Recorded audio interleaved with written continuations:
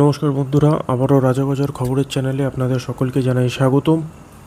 একটা খুব গুরুত্বপূর্ণ খবর আর খুবই চিন্তাজনক খবর উঠে আসছে, এবং সেটা উঠে আসছে আমাদের জম্মু অ্যান্ড কাশ্মীর, এবং সেই জম্মু অ্যান্ড কাশ্মীরের এক্স্যাক্ট লোকেশন হচ্ছে কুলগাম থেকে। এবং সেখানে আবারও একটা টার্গেট কিলিং হয়েছে, এবং সেখানে আমাদের দুই ভারতীয় পরিযায়ী শ্রমিকের অর্থ হচ্ছে যারা বাইরে থেকে গিয়ে জম্মু কাশ্মীরে কাজ করতে গিয়েছিল, সেখানে ডেভেলপমেন্টের কাজ করছিল, তাদের দুজনকে টার্গেটভাবে তাদের নাম জেনে, তাদের পরিচয় জেনে, তারা হিন্দু কিনা এটা জেনে তারপর তাদেরকে গুলি করা হয়েছে। এবং খুবই দুঃখজনকভাবে এই জিনিসটা আমাকে বলতে হচ্ছে যে দুজনেই মানে মারা গেছে। ঠিক আছে, দুজনেই মারা গেছে। যা মানে এটা খুবই দুঃখজনক ব্যাপার। আমরা এটা নিয়ে তো সম্পূর্ণ আলোচনা করবই, এবং তারপর বুঝতে পারবেন। আগে আমরা জেনে নিই যে দুজন পরিযায়ী শ্রমিক মারা গেছেন। তাদের নাম, প্রথম হচ্ছে যিনি মারা গেছেন তার নাম দীপক রাথরে। উনার উমা শঙ্কর, যিনি উনার বাবার নাম, তিনি ছত্তিশগড়ের বাসিন্দা, বয়স হচ্ছে 24 বছর। দ্বিতীয় যিনি মারা গেছেন, মানে বারবার এই শব্দটা বলতে আমার নিজেরও খুব খারাপ লাগছে এই কথাটা ভাবলে বা বলতে, কিন্তু কিছু করার নেই, এটাই সত্যি। ওনার নাম হচ্ছে ভূপেন্দর। ওনার বাবার নাম দাশরথ, ইনিও ছত্তিশগড়ের বাসিন্দা, এবং ইনার বয়সও 28 বছর। এবং সবথেকে প্রচণ্ড প্রচণ্ড চিন্তাজনক ব্যাপার, কারণ গত 10 দিনের মধ্যে এটা 2 নম্বর অ্যাটাক। গত 10 দিনের মধ্যে এটা 2 নম্বর বার অ্যাটাক হলো আমাদের জম্মু অ্যান্ড কাশ্মীরে। প্রথম যে অ্যাটাকটা হয়েছিল সেটাতে আপনারা জানেন যে একটা জম্মু কাশ্মীরের পুলিশ হেড কনস্টেবলকে মারা হয়েছিল, এবং সেই যে অ্যাটাকটা হয়েছিল সেই অ্যাটাকের রেসপন্সিবিলিটি নিয়েছিল লস্করে তাইবার, দ্য রেজিস্ট্যান্ট ফ্রন্টের ফ্যালকন স্কোয়াড। ঠিক সেরকমভাবেই এই যে অর্গানাইজেশনটা, মানে সেমভাবে এই যে কুলগামে যে অ্যাটাকটা হলো, এবং যেখানে দুজনকে নাম পরিচয় জেনে তারা হিন্দু কিনা এটা কনফার্ম হওয়ার পর এই যে টার্গেটেড কিলিং হলো, এটার পিছনেও ঠিক একইভাবে লস্করে তাইবা, তার রেজিস্ট্যান্ট ফ্রন্টের ফ্যালকন বাহিনী দাঁড়িয়ে আছে। এরা নিজেদের মানে এই জিনিসটা নিয়ে নিয়েছে, এবং তারা ওয়ার্নও করেছে। তারা মানে একটা কি বলবো, মানে দেখিয়ে দেবো এরকম একটাভাবে হুঙ্কার নিয়েছে, এবং সেটা এটা বলেছে যে আরও অনেক বেশি অ্যাটাক হতে চলেছে, এবং সেই অ্যাটাকটা ওরা করবে যারা হচ্ছে নন লোকালসের মানে হচ্ছে যারা পরিযায়ী শ্রমিক, তাদের উপর অ্যাটাক হবে। এবং যারা জম্মু অ্যান্ড কাশ্মীরের পুলিশ আছে, এই দুজনকে টার্গেট করে অ্যাটাক করবে। এই লস্করে তাইবার, দ্য রেজিস্ট্যান্ট ফ্রন্টের মধ্যে থাকা যারা জঙ্গিরা আছে তারা, মানে এটা খুবই খুবই চিন্তাজনক ব্যাপার। দেখো, পাকিস্তান খুবই আনস্টেবল। আমি নিজে তুমি যদি বা তোমরা যদি আমার ভিডিও বরাবর লক্ষ্য করে থাকো বা জেনে থাকো, তখন আমি বারবার একটা কথাই বলেছি যে আনস্টেবল পাকিস্তানও কিন্তু খুব একটা ভালো না। পাকিস্তান এখন খুব এমন একটা কঠিন পরিস্থিতির মধ্যে দিয়ে যাচ্ছে, তার কারণ বালুচিস্তানের পরিস্থিতি ভালো নয়। দ্বিতীয় দিকে পাকিস্তান অকুপাইড কাশ্মীরে তাদের পজিশান একদমই ভালো না। আমি বলেছি, আমি ভিডিওতে বারবার দেখিয়েছি সেটা। তো সেই পজিশান থেকে মানে দে হ্যাড টু রেসপন্ড। তাদেরকে মানে এতটাই ভারতবর্ষ কোণঠাসা করে দিয়েছিল যে তারা আউট অফ ফ্রাস্ট্রেশন এই জিনিসটা করছে। লস্করে তাইবা বলো, জৈশ এ মোহাম্মদ বলো, তোমরা জানো যে আজকের দিনে যখন আমি ভিডিওটা করছি, অর্থাৎ আজকে 31শে জুলাই, আজকের দিনেও একটা আমাদের নিজেদের পশ্চিমবঙ্গ থেকে, বর্ধমান জেলা থেকে একজন লস্করে তাইবার জঙ্গি অ্যারেস্ট হয়েছে। সেটা নিয়ে আমি আলাদা একটা ভিডিও আজকেই আমি বানানোর চেষ্টা করছি। কিন্তু ঠিক সেরকমভাবেই, মানে ঠিক সেই অর্গানাইজেশন লস্করে তাইবারই অর্গানাইজেশনের একটা স্কোয়াড বলো বা একটা ইউনিট বলো, তার নাম হচ্ছে দ্য রেজিস্ট্যান্ট ফ্রন্ট বা টিআরএফ, সে এই অ্যাটাকটা করিয়েছে। ঠিক আছে, মানে প্রথমে একজন মানে অন দ্য স্পট, মানে খুবই খারাপ লাগছে বলতে, কিন্তু মানে অন দ্য স্পট সে মারা যায়। কিন্তু আরেকজনকে প্রথমে কুলগামের সরকারি হসপিটাল, তারপর সেখান থেকে শ্রীনগর শিফট করা হলেও কিন্তু সেখানে আলটিমেটলি গিয়ে মারা যায়। এবং মানে এটা সবথেকে চিন্তাজনক ব্যাপার হচ্ছে গত 10 দিনের মধ্যে, মানে গত 10 দিনের মধ্যে এটা 2 নম্বর অ্যাটাক। ঠিক আছে, এবং আমরা শুধুমাত্র এইটুকুই আশা করতে পারি যে আমাদের ভারতের যে রক্ষামন্ত্রী আছেন তিনি অন্তত মানে এইটুকু বলবেন না যে শুধুমাত্র করেই নিন্দা। ঠিক আছে, আমরা সম্পূর্ণভাবে যে নিন্দা, মানে করেই নিন্দা, এইটুকুতে যেন না হয়ে যায়। ঠিক আছে, আজকের দিনের এই যে প্যাটার্নটা লক্ষ্য করা খুব জরুরি।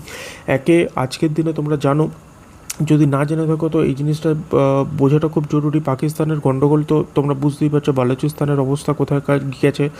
এইদিকে বালুচিস্তান বলছে আমরা স্বাধীন দেশ, এইদিকে পাকিস্তান অকুপাইড কাশ্মীর এখন বলছে আমাদের আজাদি চাই।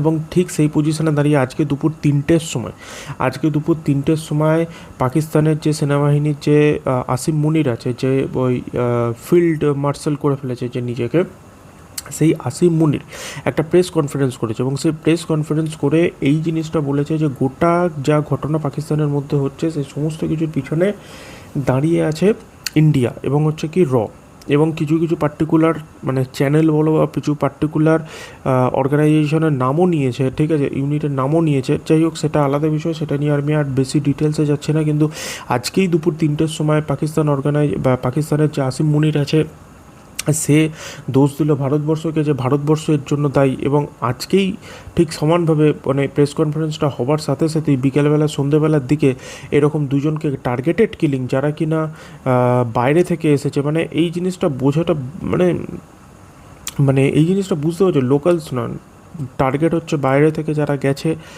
জম্মু অ্যান্ড কাশ্মীরের পুলিশ। কারণ লস্করে তাইবা বা তোমার জৈশে মোহাম্মদ, এদের দুজনের বক্তব্য হচ্ছে যারা জম্মু কাশ্মীরের বাসিন্দা হয়ে জম্মু কাশ্মীরের পুলিশে কাজ করছে তারা হচ্ছে মানে ওদের মত অনুযায়ী ওরা হচ্ছে বিশ্বাসঘাতক। এবং দ্বিতীয়ত হচ্ছে যে যারা বাইরে থেকে এসে কাশ্মীরে থাকার ব্যবস্থা করছে তারাও হচ্ছে বিশ্বাসঘাতক।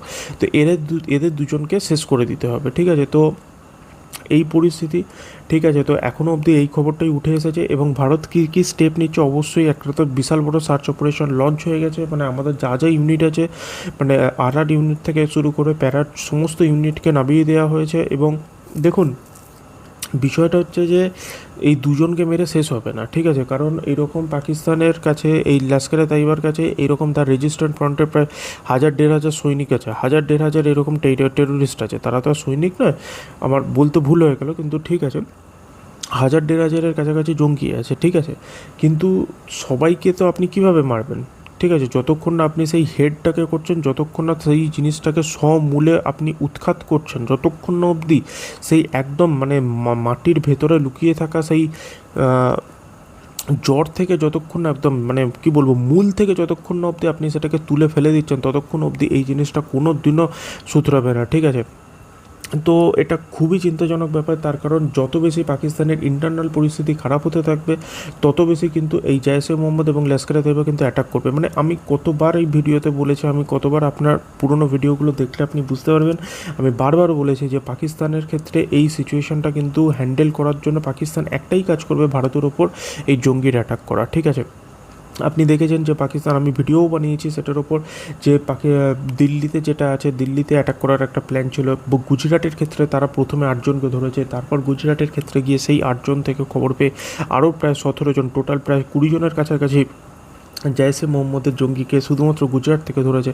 এবং আজকে আবার একটা জৈশে মোহাম্মদ, লস্করে তাইবা এই সমস্ত জঙ্গি একটা আমাদের পশ্চিমবঙ্গ থেকে ধরা পড়েছে, ঠিক আছে। তো সমস্ত বিষয়টা খুবই চিন্তাজনক ব্যাপার, কারণ এইভাবে যদি মানে টার্গেট কিলিংটা ভীষণ মানে এটা একটা মানে একদম ডাইরেক্ট বুকে গুলি মারার সমান, ঠিক আছে, টার্গেট কিলিং না। আর যাই হোক, টার্গেট কিলিং মানে কেউ নাম জিজ্ঞাসা করে তুমি হিন্দু কিনা এটা জিজ্ঞাসা করে, তুমি এখানের বাসিন্দা কিনা এটা জিজ্ঞাসা করে ও মানে এইভাবে গুলি চালাবে, এত সাহস ওদের যেন না হয়। যে হাত উঠেছে সেই হাত, শুধুমাত্র সেই হাত না, যাদের মাথা দিয়ে এই জিনিসটা বেরিয়েছে, যতক্ষণ না অবধি তাদেরকে একদম মূল থেকে, যেখানেই মানে পাতাল লোকেও যদি লুকিয়ে থাকে সেইখান থেকে নিয়ে এসে যতক্ষণ না মারা হবে, আদারওয়াইজ এটা কোনো দিনও থামবে না, ঠিক আছে। আর আমি ভারত সরকারের কাছে এটাই এক্সপেকটেশন, দেখুন এত ওই ডিফেন্স ডিল করে লাভই কী হলো যদি কিনা আমাদের ভারতীয় নাগরিক সুরক্ষিত থাকেন। আপনি আজবাদকাল আপনিও যাবেন জম্মু অ্যান্ড কাশ্মীর, আমিও যাবো জম্মু অ্যান্ড কাশ্মীর, কিন্তু আমাদের বেসিক রিকোয়ারমেন্ট কী, যাতে আপনিও ওখানে সুরক্ষিত থাকেন, যাতে আমি ওখানে গিয়ে সুরক্ষিত থাকি। কিন্তু সেই পরিস্থিতি তো সেইটা তৈরি হচ্ছে না। এই ঘটনাটা আজকের নয়, 2024 সালে ফেব্রুয়ারি মাসে পাঞ্জাবের 2জন পরিযায়ী শ্রমিকের ওপর অ্যাটাক হলো হাব্বাক এরিয়াতে, তারা 2জন মারা গেল। ওকে, তার পরবর্তী ক্ষেত্রে দ্বিতীয় নম্বর রিয়াসিতে যখন আমাদের এই তীর্থযাত্রীদের যে বাস আছে যেটা বৈষ্ণবদেবী টেম্পেলে যাচ্ছিলো, সেখানে অ্যাটাক হলো, সেখানে 9 জন মারা গেল। 2024-এর আবারও অক্টোবরে সোনমার্গে পরিযায়ী শ্রমিকের ওপর অ্যাটাক হলো, সেখানে 6 জন পরিযায়ী শ্রমিক মারা গেল, 1 জন ডক্টর মারা গেল। এবং তারপর এই পেহেলগামের কথাটা আমরা কী করে ভুলে যেতে পারি? পেহেলগামের কথা 26 জন মানে টোটাল, মানে আমরা তাদেরকে হারিয়েছি, তাদের নিজেদের মানুষকে আমরা হারিয়েছি। তো এইভাবে আর কতদিন চলবে? এইভাবে হতে পারে না। যতক্ষণ না অবধি পুরো টেরোরিস্ট অর্গানাইজেশনকে আপনি সম্পূর্ণভাবে শেষ করছেন এবং পাকিস্তানের যতক্ষণ অবধি 2 থেকে 3টে টুকরো করা হচ্ছে, ততক্ষণ অবধি এই জিনিসটা চলবে এবং ততদিন অবধি আমরা আমাদের নিজেদের কাছের মানুষকে এইভাবেই, আমি খুব very sorry to say, but it is the reality, it is the fact, যতক্ষণ না অবধি পাকিস্তান ব্রেক হচ্ছে 2 থেকে 3টে পার্টে, আর যতক্ষণ না অবধি জয়েশে মোহাম্মদের যে এই পাকিস্তান থেকে বসে আমাদের ভারতবর্ষের ওপর সবথেকে ডেডলিয়েস্ট অ্যাটাক, এই জয়েশে মোহাম্মদ, লস্করে তাইবা, এই সমস্ত টেরোরিস্ট অর্গানাইজেশনকে গোটা বিশ্বর পরোয়া ছেড়ে পুরো শেষ করা যতক্ষণ না হবে, আদারওয়াইজ এটা পসিবল না। কারণ দেখুন, যখনই আপনি এই জিনিসটা নিয়ে ইউএনে যেতে যাবেন, তখনই এটার পিছনে চায়না দাঁড়িয়ে আছে, চায়নাও কোনো না কোনোভাবে ক্যান্সেল করে দেবে, ঠিক আছে। এখন রাশিয়ার মধ্যেও অতটা বেশি ক্ষমতা নেই যে ভারতের পক্ষে সাথে আসতে পারবে, আর রাশিয়া যদি ভারতের কাছে আসে তখন আমাদেরকে ট্যারিফ খেতে হবে, ঠিক আছে। তারপর ইউএস তো ছেড়েই দিন, ওর থেকে বড় মানে ডাবল ফেসের ক্যারেক্টার মানে এই পৃথিবীতে নেই। মানে একটা খুব ভালো কথা আছে যে জিও পলিটিক্সে ইউএসের শত্রু হওয়া তো ঠিক আছে, কিন্তু ইউএসের বন্ধু হওয়াটা আরও বেশি ডেঞ্জারাস, ঠিক আছে। তো এই পরিস্থিতি আগামী যা যা কিছু আপডেট হচ্ছে বা আগামী যা যা কিছু আপডেট হতে পারে, আমি সমস্ত কিছু নিয়ে ডিটেলসে আমি ভিডিও বানাবো। আপাতত এইটুকুই খবর, ঠিক আছে। আর যদি আপনার এই জিনিসটা ভালো লেগে থাকে, বা ভালো না মানে কী করেই বা ভালো লাগবে, কী করেই বা আমি আর বলতে পারি যে এই জিনিসটা ভালো লাগতে পারে, ঠিক আছে। আমি এটা কখনোই বলতে পারি না যে এই খবরটা বা এই ভিডিওটা ভালো লাগার, এই ভিডিওটা কখনোই আমাদের নিজেদের মানুষকে হারানোটা কখনোই একটা ভালো লাগার ভিডিও হতে পারে না, ঠিক আছে। তবুও যদি আপনার মনে হয় যে আপনি নতুন কিছু এটা, তো তখন আপনি অবশ্যই লাইক শেয়ার কমেন্ট অবশ্যই করবেন, ঠিক আছে। যাই হোক, আমি চেষ্টা করছি আপনাদের কাছে পুরো সত্যিটা তুলে ধরার।